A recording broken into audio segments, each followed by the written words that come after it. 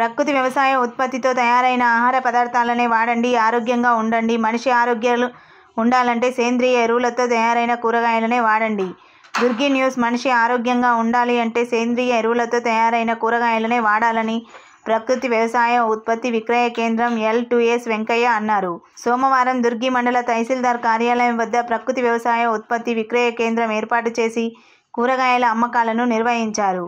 దుర్గి మండలం ధర్మవరం గ్రామంలోని పి. శ్రీనివాసరెడ్డి సారథ్యంలో సేంద్రియ ఎరువులతో కూరగాయలను పండించారు. 400 కేజీలను చల్లుతాం సార్. తర్వాత మనము ఈ ఆకుకూరలకు మడులు చేసుకుంటాం.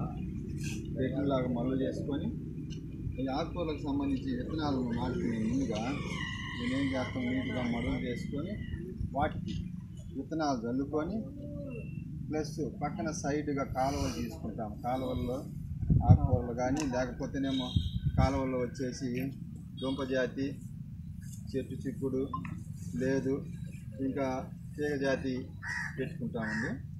ఎందుకనగా మనకు ఈ చెట్టు చిక్కుడు చెట్టు ఇంత పెరిగినా కానీ ఆకుకూరలు కిందనే ఉంటాయి కాబట్టి సహజంగా వాటికి ఇబ్బంది లేదు, ఇవి కూడా బాగానే పెరుగుతాయి. ప్లస్ వీటికి సంబంధించినటువంటి జీవామృతం మొట్టమొదటిగా జీవామృతం నీటి ద్వారా పారిస్తాము. మరి జీవామృతం అంటే కొంతమందికి తెలియదు.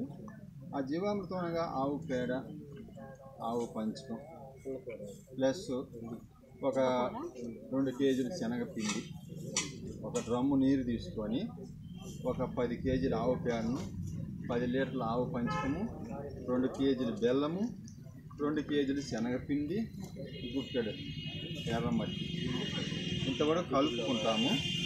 3 రోజులకు జీవామృతం సిద్ధమవుతుంది. అనగా ఉదయము సాయంత్రము మనము కొంచెం సేపు సవ్యదిశలో కట్టుకోవాలి. అటు తర్వాత 4వ రోజు జీవామృతం మనకు రెడీ అవుతుంది.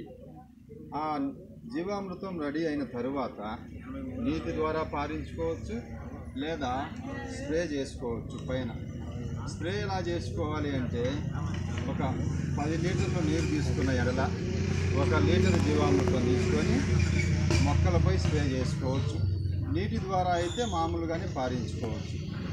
అవి కూడా కొట్టుకోవచ్చు. అగ్నాస్త్రం అనగా మరి వేపాకు ఒక 5 కేజీలు తీసుకొని ఒక 10 లీటర్లు ఆవు పంచకం తీసుకొని ఒక 10 లీటర్ల నీళ్లు ముందుగా మరిగించుకొని ఆ మరిగినటువంటి నీటిలో ఈ యొక్క 5 కేజీలటువంటి వేపాకు వేసి మరిగించుకొని దానిలో 1 కేజీ పచ్చిమిరపకాయలను దంచి వాటి నీళ్ళలో వేసుకొని తరువాత ఈ యొక్క ఎల్లిపాయలను కూడా ఒక 1/2 కేజీ ఎల్లిపాయలను దంచి ఈ యొక్క మరుగుతున్న నీటిలో వేసిన ఎడల 5 పొంగులు వచ్చే వరకు మనము చేసుకున్న ఎడల తర్వాత బాగా మరిగి అవి దించుకొని పక్కన పెట్టుకోవాలి.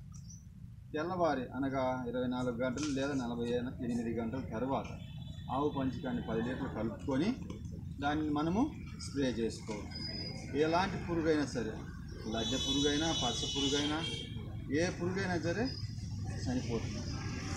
ఇంకా ఈ మాత్రం కొట్టుకోవచ్చు లేదా గ్రోత్ ప్రమోటర్గా ఒకవేళ బాగా శ్రేష్టంగా నల్లగా పెరగాలి అనుకుంటే చేప బెల్ల ద్రావణం చేసుకోవచ్చు, లేదు కోడిగుడ్డు నిమ్మరసమైన స్ప్రే చేసుకోవచ్చు.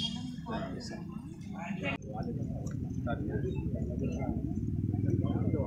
నమస్తే అండి, నా పేరు శ్రీనివాసరెడ్డి, ధర్మవరం. ఈ యొక్క ధర్మవరం గ్రామంలో మేము ప్రకృతి వ్యవసాయం కింద పనిచేస్తున్నాము. మొదటిగా శ్రీనివాసరెడ్డిని లక్ష్మీప్రసన్న గారు చేస్తున్నారు. మొట్టమొదటిగా మన పొలంలో వేసుకోవడానికి మనము ఈ యొక్క ఆకుకూరలు కానీ లేకపోతే కూరగాయలు కానీ దుంప జాతి కానీ వేసుకొని ముందుగానే పొలాన్ని చేతికి వేసుకున్నప్పుడు PMDS అనేది వేసుకోవాలి సార్. PMDS అంటే కొంతమంది తెలియదు రైతులకు.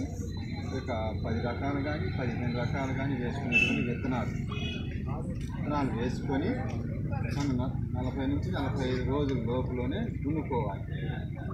వాటి వలన చేనికి బాగా సూక్ష్మజీవులు వచ్చి మనకు పొలానికి మంచిగా దోహదపడటానికి ఉపయోగపడుతుంది మొదటిగా.